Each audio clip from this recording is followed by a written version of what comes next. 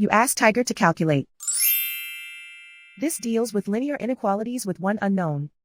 The final result is g equal or greater than 3. Let's solve it step by step. Swap sides.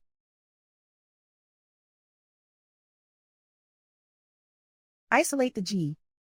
Divide both sides by 2.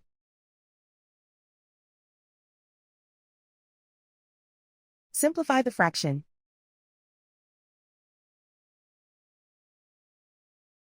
Find the greatest common factor of the numerator and denominator.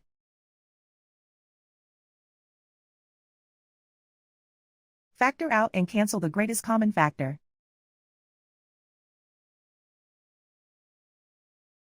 Plot the solution on a coordinate grid. And so the final result is g equal or greater than 3.